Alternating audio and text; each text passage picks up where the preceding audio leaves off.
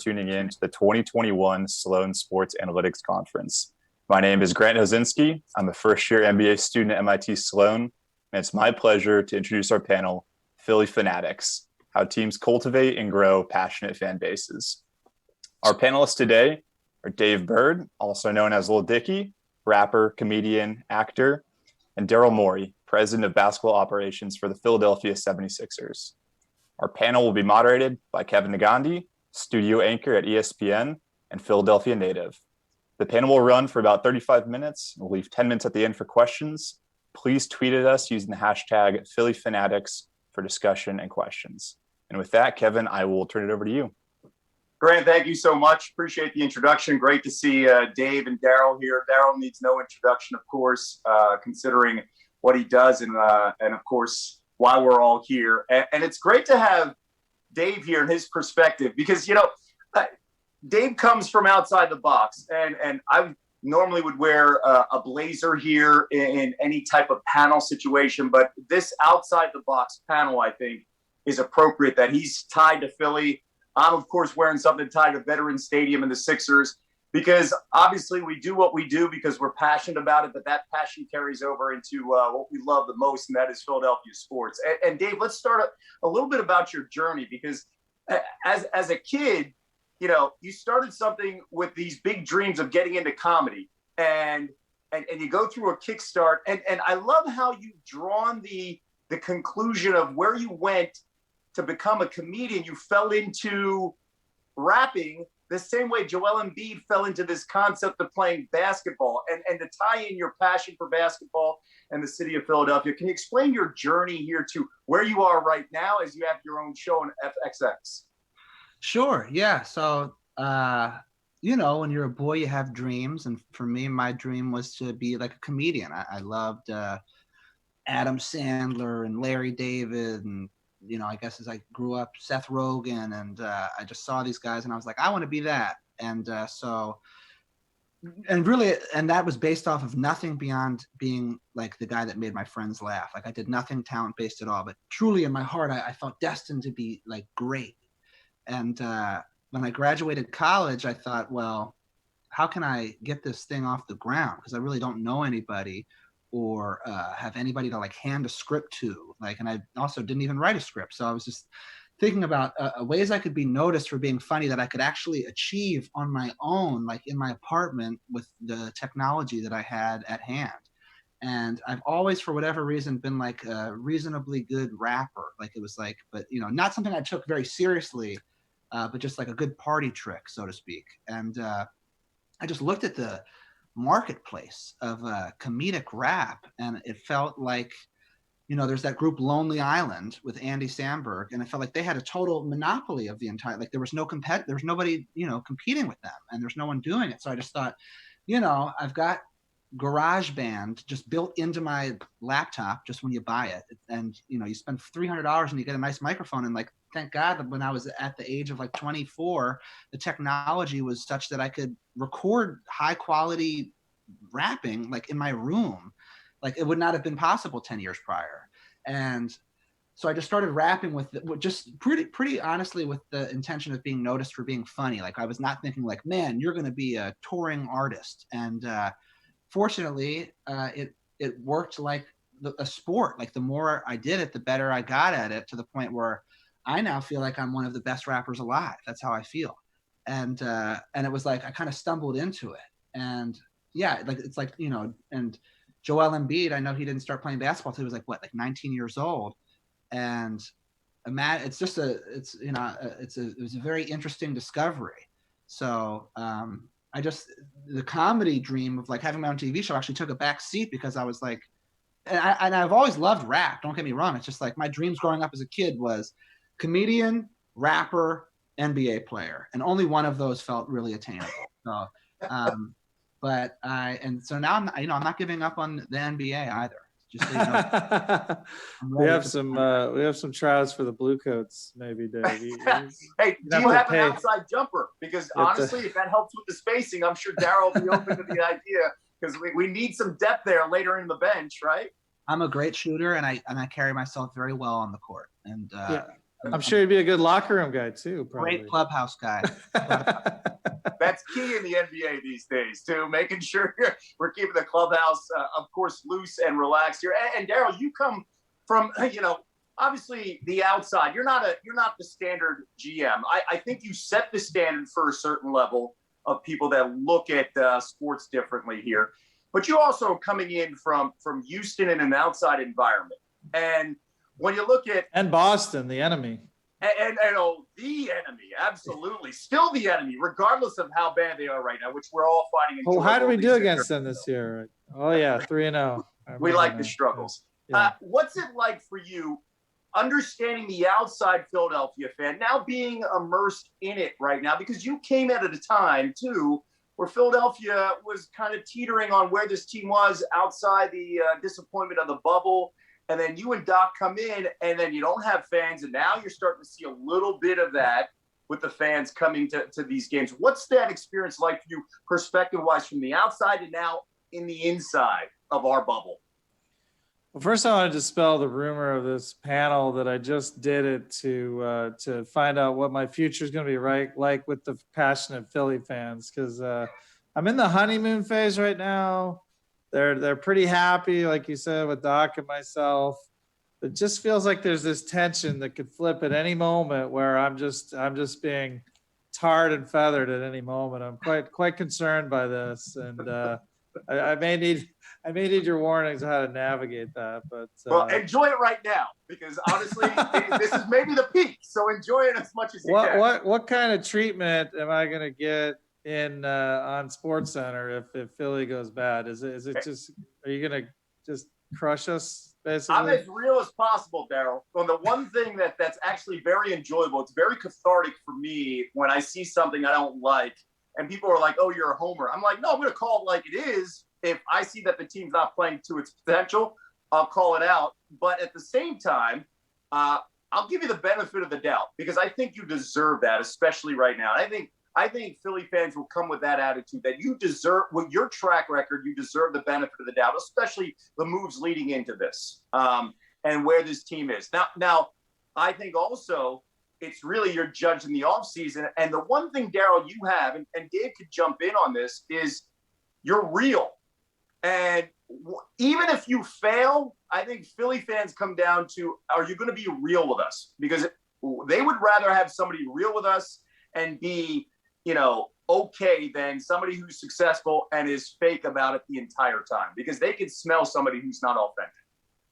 One thing I was excited about coming to Philly, to answer your first question, is, I was in Boston for many years. I grew up in Ohio, where really the football fans were like the closest thing to like a passionate fan base.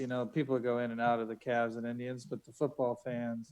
And so I sort of grew up being one of those fans, like Dave was, like you were, who was just living and dying and, throwing batteries from the end zone and all this kind of crazy stuff that actually Europe is even crazier, you could argue.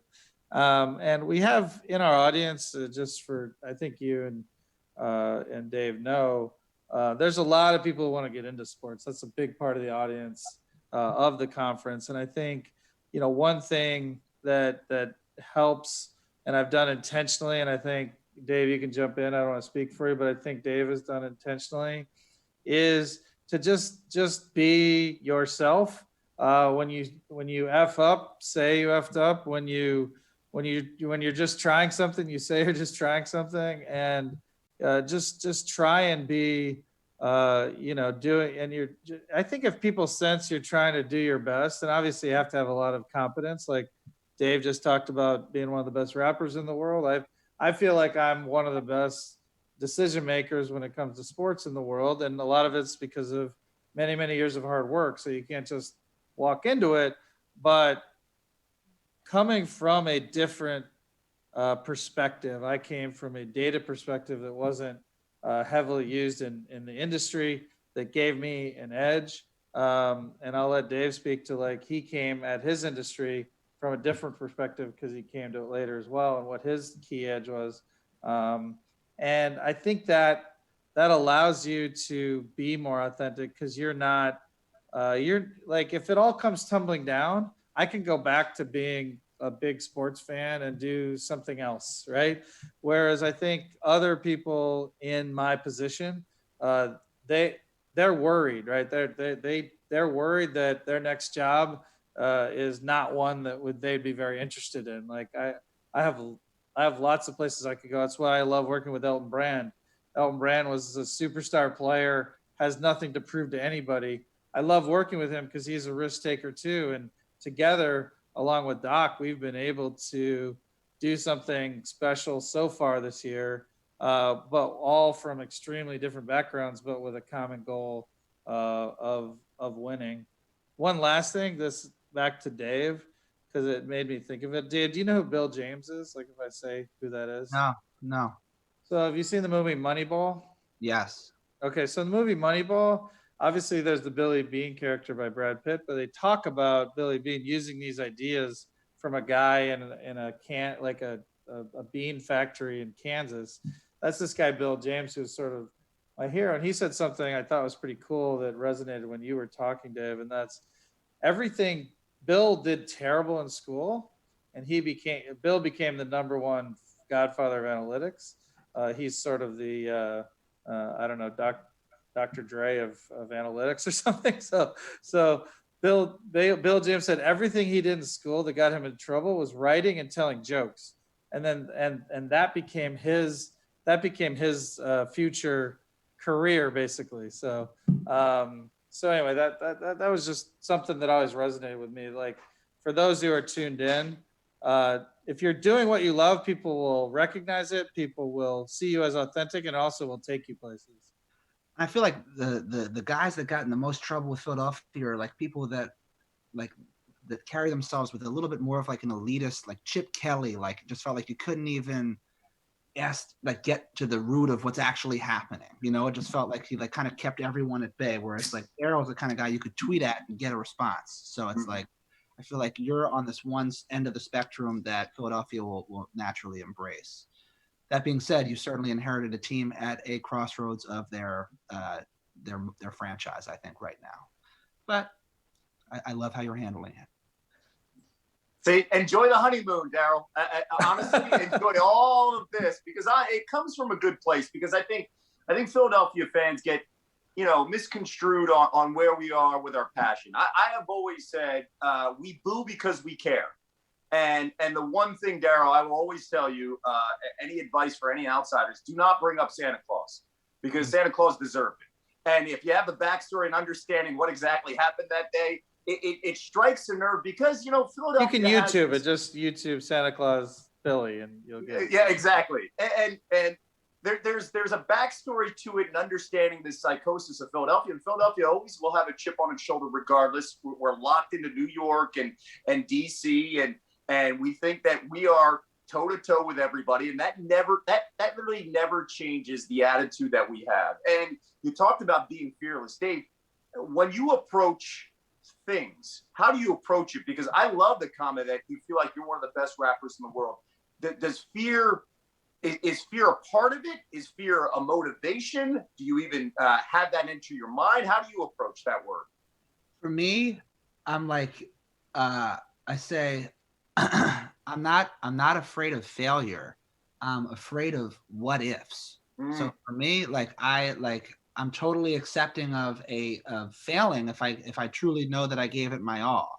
What it would haunt me is, not giving it 100% and feeling like, man, that outcome could have been different had I acted differently. So as long as I feel content with my energy level and my effort, I feel pretty at peace and satisfied with the result because some things just aren't gonna, you can't have everything in life. But it's a phrase I say constantly is like, I can live with failure. I can't live with what ifs. I feel the same because online, and I think Dave probably deals with too, like people are both friendly online, especially Twitter, but also can be pretty pointed and aggressive and negative. And like, I get a lot of negative and people are like, how do you deal with that? I was like, well, the negative that is just like, rawr, I'm mad. I can ignore that easily. It's actually when some people tweet and I learn things and they're like, hey, why didn't you think of this? Which has happened actually quite a few times. And I go like, you know what, damn it. I should have thought of that. Like, I'm mad at myself. And so those are the feedback that I actually take to heart. And, as you know, I actually like to engage with the fans because, look, I can tell you as a guarantee, passionate fans of a team know more about the players on that team than a GM on another team, because the GMs on the other teams don't watch those players every single moment. They'll watch a game, they'll watch highlights of their pick and roll. But one thing we had cultivated in Houston that we're bringing to Philly is we would always get local passionate fans. Often they'd be like high school coaches too, so they'd have a little bit of a base of knowledge, who would give us their takes on the college team that's nearby.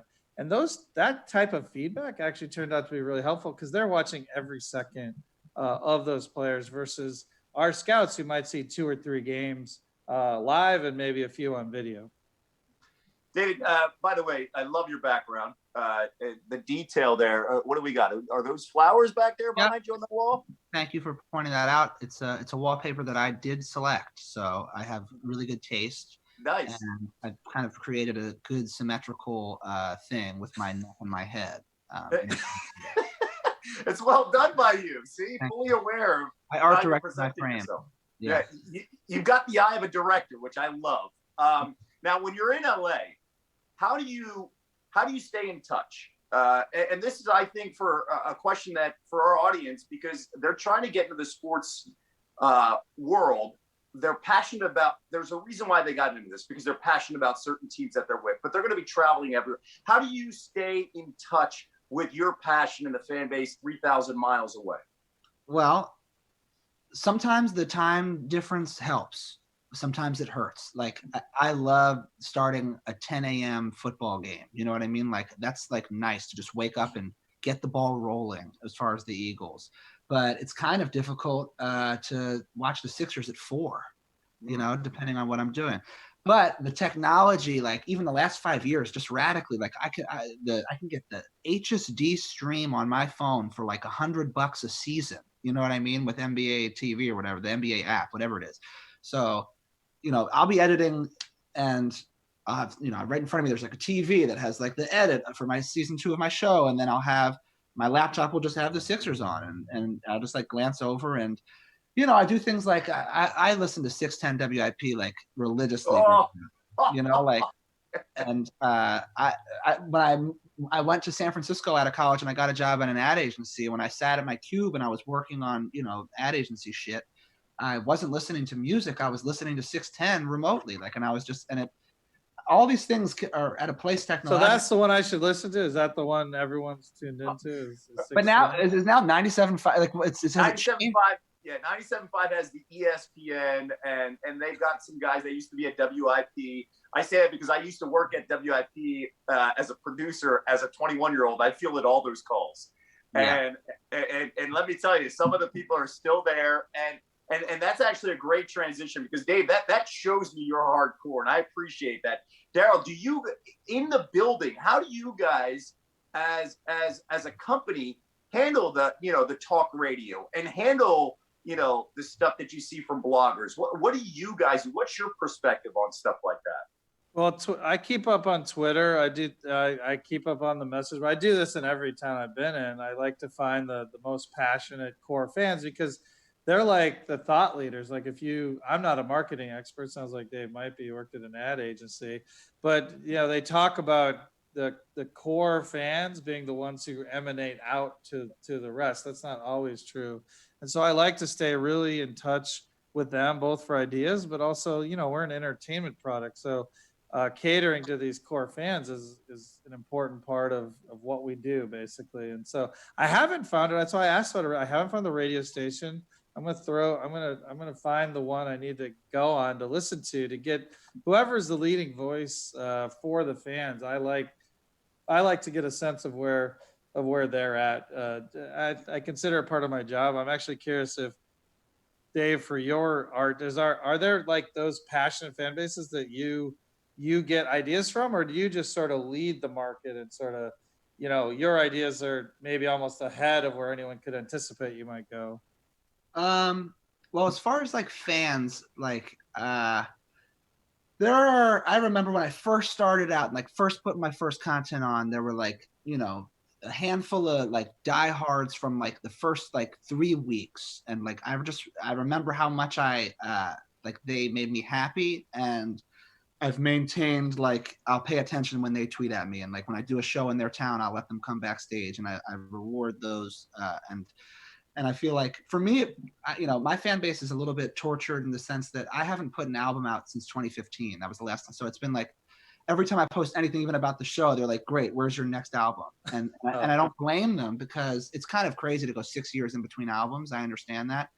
But I have trouble like multitasking. Like when I'm in the TV show, I can't like just like come home at 11 p.m. and like get in the studio and like rap, and then like wake up at 4 a.m. to go shoot. It's for me, I'm just like spread a little thin, and that's what's causing it. But I do listen and I pay attention to like a few early fans because I think they understand me and what's happening more. So if they're okay, I'm okay. And as far as like, yeah, I'm very like, I watch, especially in music, I watch how things like operate in terms of, for example, when I started out, there was like I all I could do was like make my own music and like post it on YouTube. And rather than just like doing it willy-nilly, I saw this other group that was like in college. They would every Wednesday they would put out something, or every Tuesday they would put out something new every Tuesday. And like if you were a fan of them, you knew Tuesday at 7 p.m. there are new things coming out. And it's like there's so much more organized than simply putting stuff online. So what I did was I looked at what they did, and rather than just like making music and putting out songs when they were done, I built an archive of like 5 months worth of weekly content. And once a week for 5 months straight to start my career, I put something new out every single Wednesday. And fans always, it was like a TV show. You just knew you tune in and get new Lil Dicky on this day. And luckily, the first day I did it, my first video got 1 million views on like literally day one, which was shocking. It was the best day of my life, always will be, unless a marriage and a kid is, I don't know. But when that happened, I was like, oh my God. And then I was like, thank God I can ride this momentum because next week I have another video to put out. And I did that for 5 months straight. And then at the end of that, I was out of content, but I had like a 45,000 person fan base that I was able to be like, I'm out of content. I'm actually out of money. So if all of you could help me with a Kickstarter, we can really get this thing going for real. And then I raised like $113,000 as a result. Wow. So it sounds like, can I ask, I asked most NBA players this question, when they felt like they knew they were going to make it as an NBA player, was that first million hit release on YouTube when you felt like that? Totally. Like, you got to understand, everybody thought I was delusional because I invested so much time into working on the music for 2 years. And like my parents were like, literally held an intervention with my girlfriend at the time. And we went on a vacation in Hawaii, and they like went around the table one by one saying like, here's why you shouldn't post anything online. And pretty much told me not to do it. So, and in my mind, I'm like, but I'm Kanye, so it's like, but I understand why it's a crazy thing to feel. But Kanye also felt like he was Kanye before he was Kanye, and everyone told him he was crazy. You know what I mean? So for it to be proven on that first day, I remember thinking like, I'm going to go a whole year putting stuff out. And if I get one of these things to get like 100,000 views over the course of a year, that'll give me enough hope to, keep going. And I didn't even, as I was making the stuff leading up to it, I didn't even show any friends because my hope was so high that all showing people could do would be like nulling the hope a little bit. So I just kept hope alive, put the thing on out. And then that first day I was like, oh, I am who I thought I was. And that's always, so like that day I was just like, totally like no doubt about it every step of the way. Well, you're telling a story though of dreamers. So you've got to be a little crazy, right? You've got to think outside the box because obviously it's not something I think people were surrounded by. We're on a daily basis understand that it's a 9 to 5, and that's what they know and understand. And you got to dream outside the box. And Daryl, I want to switch this to you because you asked Dave that question. You asked the athletes. When did you feel like you made it as a GM? Was there a moment, a season, a title, or a trade? When did you feel like that? For me, it was after my first draft. So the very first draft that I was involved in was we got Aaron Brooks, Carl Landry, who became a little bit of a cult here in Philly later. And then we also signed Luis Scola. as a trade with the Spurs. And it was like a week into the season and all three of these guys are playing amazing. I'm like, first off, I knew the data. I knew that was like really lucky. Like, just obviously there was some good work that went into each of those choices, but to have all three of them hit in a big way was pretty unlikely. Almost, almost like anyone putting out their first YouTube gets 1 million views. That's not the experience I would bet of most creators. And so I was just like, you know what, I might make, because I knew about the world enough, even at that age, that I knew the early victories or failures can really, unfortunately, define you. Like an early failure puts you on sort of potentially a negative feedback loop of like, okay, I'm not going to pay as much attention to the next thing they do. Like, and then now they're not winning, and then that it erodes trust. And if you don't have trust of management and the fans, it cycles up or down. Hopefully it'll cycle up in Philadelphia. So that was probably my key the key moment when I felt like, I might make it past 2 years. Cause I was like, if you go back and read in Houston when I was hired, all the local radio were making fun of the owner for how stupid he was for hiring me. Basically, they called me like Deep Blue, which was like the computer that beat Kasparov, and they would like had like, they even made up like a little song and jingle to make fun of me when I was when I was first in the job, and so yeah, I mean it's for those out there. I know in the audience a lot of people want to make it in the industry. I'm sure Dave gets asked all the time, like they want to like follow in the footsteps of stuff that I've done or he's done. You have to think differently. Like you're not going to be able to follow any formula. You have to have something unique you're bringing to the table that you believe in, and probably no one else will. And then get through all the people telling you what a terrible effing idea it is at the beginning. Well said there. That's really well said. Especially you're going to be tested and tried throughout. How about you, Kevin? Yeah. When I felt like I made it? Yeah. Wow. Probably the first night I did SportsCenter, and I was 18 months into my job at ESPN. I was doing ESPN News, Outside the Lines, Baseball Tonight, a lot of other shows. But then I got a call on a sick call, and they're like, "Can you come in to do SportsCenter?" And I remember hopping on the set and just, being the first Indian American in this position, I was like, "Don't F it up. Good Lord, don't F it up," because who knows who's behind me who may not get a chance.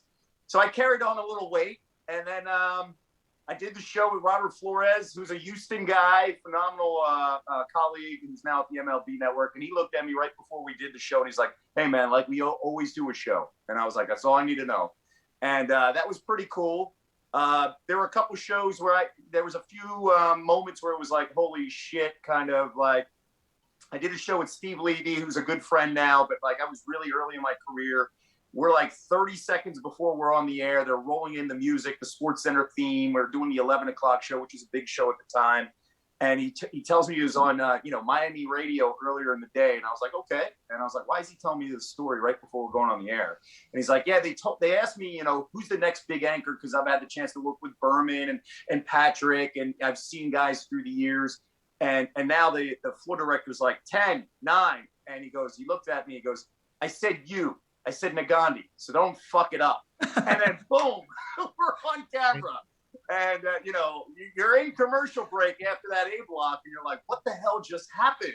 And so those are the things that hit you. And when you're colleagues. I have a dumb question. Before you get that moment, are you like I need my cool on the other side of the pillow call? are you like coming up with like shit you're gonna say on the first one? Like, yeah, honestly, there were some things that I had tried out, but then I will always come back to one thing that I think is the theme here is just stay authentic. I'm not, I worked with Stuart Scott through the years, and I was not Stuart. If I tried to be Stuart, the audience would sniff me out, right? The one thing I can always relate to, I think, with the audience is I will always be a fan. I'll be the fan that has the knowledge. And then when I see a highlight, I want to have the same reaction you would. I don't want to be too cool for the highlight. Because if I'm too cool, you're not connecting with the audience. Because if you see a phenomenal play or a dumb blooper, I want to react the same way I would at home So you're letting the fan in with you, right? So I've always said, stay authentic to that no matter what. And that's why, when I'm on the air and I talk about the Eagles or the Sixers or the Phillies or the Flyers, I'm always going to be myself, because I think the fan relates to that and says, he's one of us. He understands what we're going through. I don't want to separate that relationship. So I made sure I didn't have like these scripted calls, but sometimes you have a couple calls in your head that you like and you go to naturally now, that you don't think twice, because it feels good, and I love saying it. For me, sometimes it's always a Seinfeld reference. I'll slip a Seinfeld reference, anytime I can, because I'm passionate about that, and you make a connection with the audience. And I actually love doing that. Now, tonight, I may make a couple of DMX references. Rest in peace. We do that. We like to do that every now and then, where we're letting the audience know you're in on the joke with us. You're in on the conversations with us. You're in on everything that's happening current event-wise. I'm going to make sure it's relevant now on this broadcast. So we try to do all of that. Dave brought up one thing about social media and hearing the noise. Darryl, I actually want to ask you a specific question here also for our audience to listen in. How do you guys handle specifically social media buzz on, during the week of the trade deadline and names are being how do you handle that internally, personally? Because that's such a slippery slope where you don't want to say anything. There's an elephant in the room. How do you handle those type of conversations internally? Because I've always been curious about that dynamic. Me or Dave first? Darryl, we'll start with you and then we'll go to Dave. Okay. Yeah, for me, it's actually part of my job to manage that. So what I'm trying to do, and there's a lot of good groundbreaking work in economics on this, but it's also just human nature. I'm mostly trying to handle the expectations of fans. So when someone's out there writing, like they're going to get superstar X or Y or Z, if I know the odds of that are very low, I'm trying to make sure that either directly or indirectly behind the scenes, I'm trying to help them understand like the low odds of this, such that, look, we have an amazing team with 3 amazing superstar players, and I think a very good complementary core of players and a great coach and a great coaching staff. I want to keep the fans focused on that and not like the what could be, because I think that's a natural fan thing. If I know that it's very likely that's about to happen, I'm fine with all the speculation.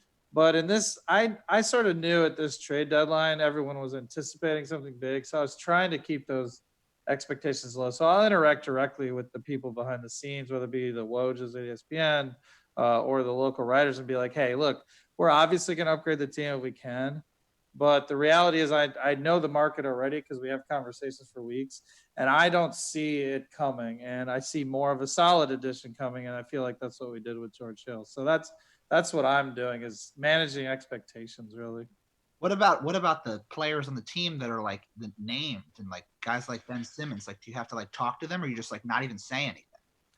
Well, it's a choice. That's a really good question, and it's contextual and depends on the player. So like a guy like Shane Battier or Louis Scola, who were like many year vets by the time I was with them, I would just be very open and be like, look, I can't give you a guarantee. My job is to do this, whatever. But that could really mess with the heads of some players. So for some players, you don't address it, and it's often better.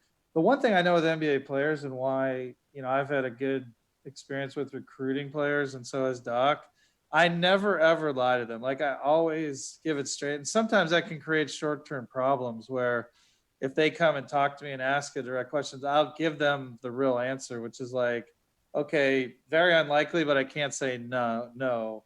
Or look, here's what I'm trying to do with the team. And, it's almost like, it's not me, it's not you, it's me. Like, we need this, and I have to look for that. And that's part of you have your job, which is to go win games. You've done it great.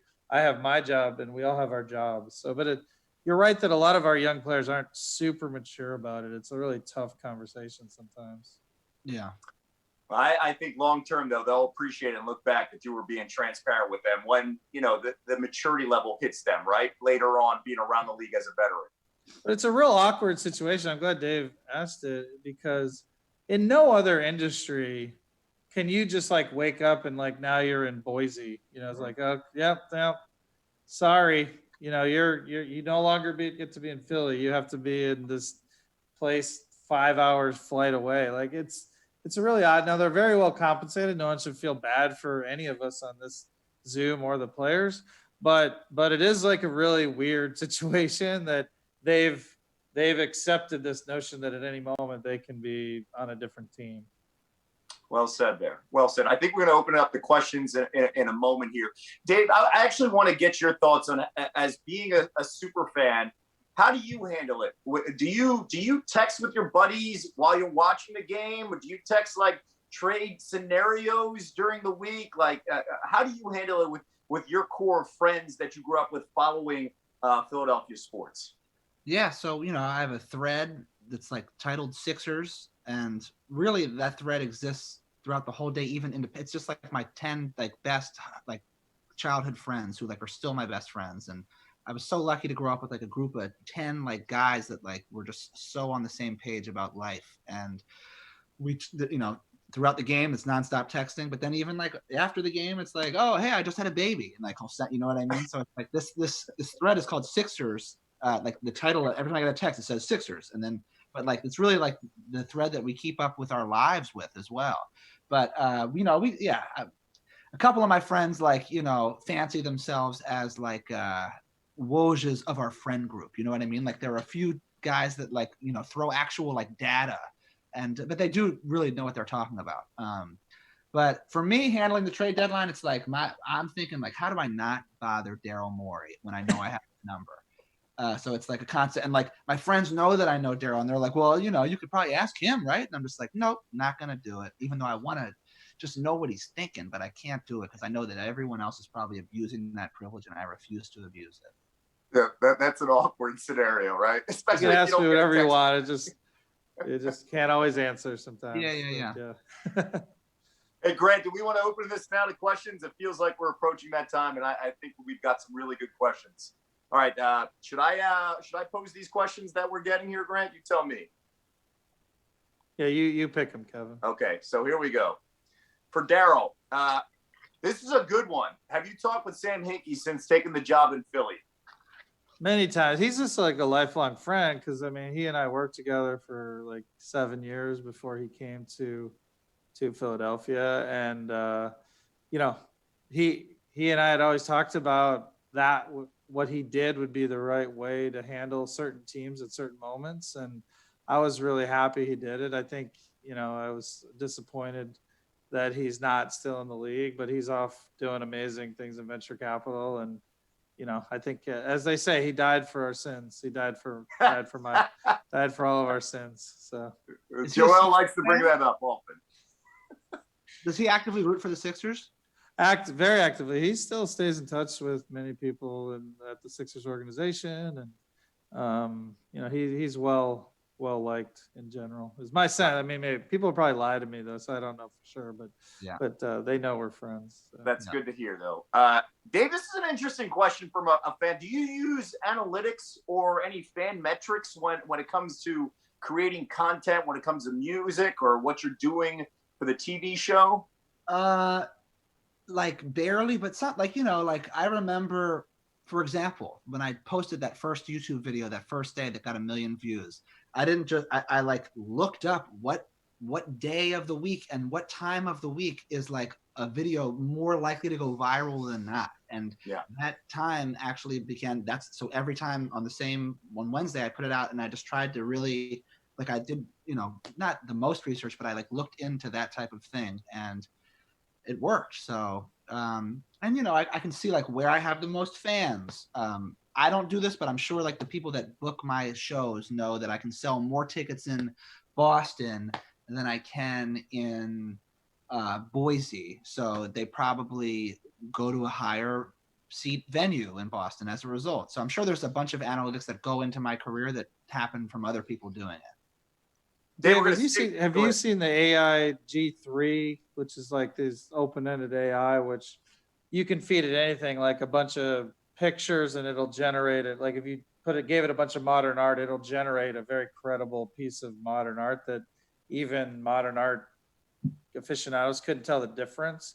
I would think like the beats in rap, like you could feed it all your favorite beats and it would auto generate beat ideas. You don't have to use them, but these are the kinds of things I think people may be doing already or try, for example. I haven't. The only AI I know is Iverson. So if you want to create that template for me and shoot it on over, I'll certainly give it a crack.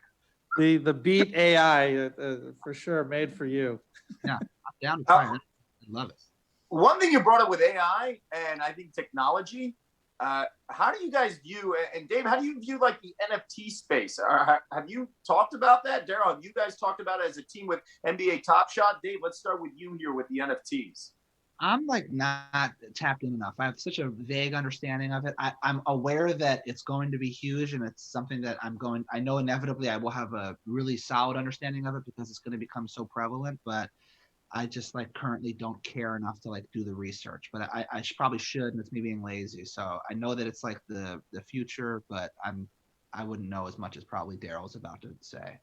I just came from the NFT panel, so this is pretty relevant. And I would say, Dave, let the MIT conference be your window into these crazy new shit. We'll be here for you. So, but yeah, you may want to get, I don't know, if your business team is made up from your 10 friends from childhood or not, I don't know. But you may want to get one of them on it because it's right now it's almost like the rookie cards of NFTs, like the stuff being done now. People are going to look back at in 10 years and be like, oh my God, like Lil Dicky was the first one to NFT his latest release or whatever it might be, for example. It is wild. And Steve Aoki is one of those guys that released something on NFT a couple weeks ago and it blew up. And it is just, it's the wild, wild west right now with a lot of unknown.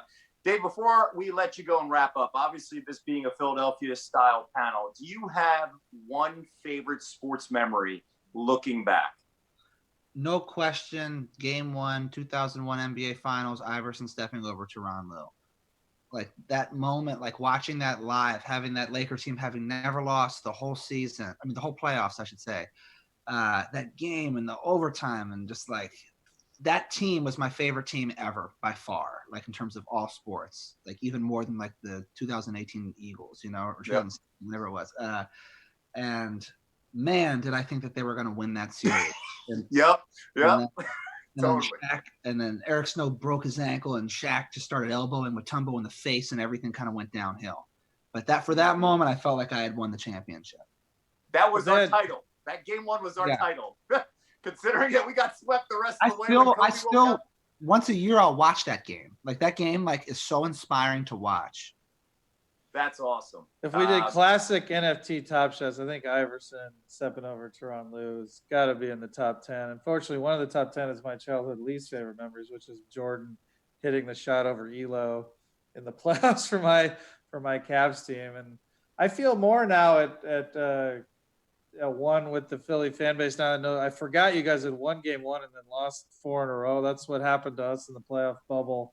We beat the Lakers, and I'm like, this is it. This is like my whole career. We're going to make it. Then we got we lost 4 straight to LeBron, who's pretty good still, sadly. Yeah. So. More reason to despise the Lakers. More reason to despise the Lakers and the Celtics, Daryl. That's just kind of in our fiber here in Philadelphia through the years, especially, you know, that early 80s team and what they did in the 80 to 83, that window.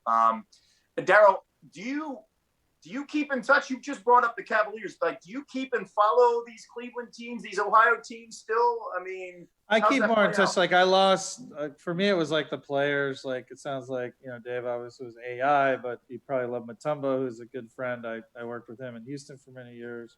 Yeah, I talk to Mark Price quite a bit now because he's a shooting coach in the NBA.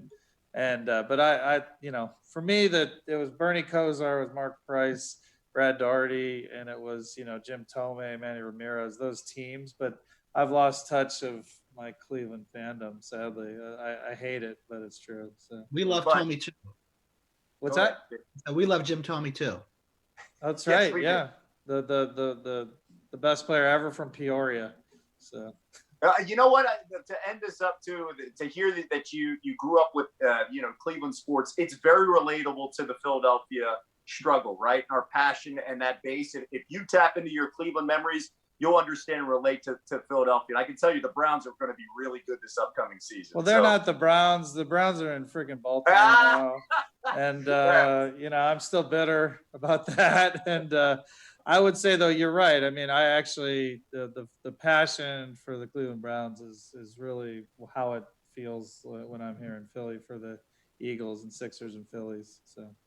Well, it's been a pleasure, guys. Daryl, Dave, thanks for sharing your time here for 45 minutes and going through the questions. And of course, let me tell you, you've got a whole city behind you, Daryl. Enjoy it, and we cannot wait for the spring and a deep run. So thank you for sharing your thoughts. And Dave, good luck on the show. Once again, it's Dave Season 2 FXX this summer. Looking forward to it. The show is amazing. I've obviously only seen season 1, although I'm waiting for the sneak preview maybe from Dave once he can send me the link or I don't want to get you in trouble though.